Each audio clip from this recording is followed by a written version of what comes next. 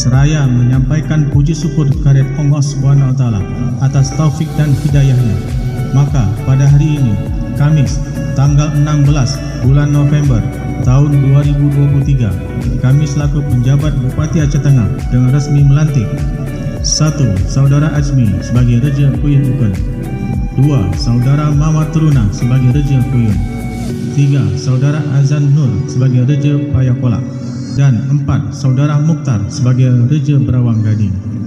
Kami mengharapkan bahwa saudara akan melaksanakan tugas dengan sebaik-baiknya sesuai dengan tanggung jawab yang dipercayakan kepada saudara.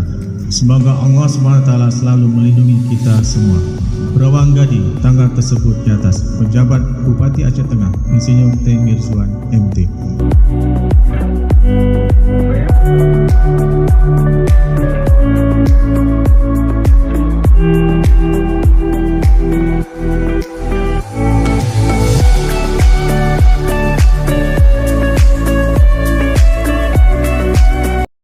Baru saja saat tadi kita saksikan bersama prosesi pelantikan Raja Kecamatan Celala secara serentak.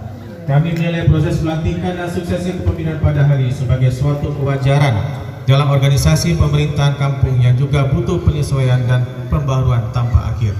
Hadirin berbahagia, penyelenggaraan pemerintahan kampung dilaksanakan dengan menerapkan sistem perencanaan pembangunan kampung yang didukung sistem tata kelola keuangan berbasis kinerja dalam rangka meningkatkan fungsi pelayanan publik kepada masyarakat. Untuk itu, dalam melaksanakan tugasnya, Raja harus berpedoman pada RPJM kampung maupun rencana kerja pemerintah kampung setiap tahunnya.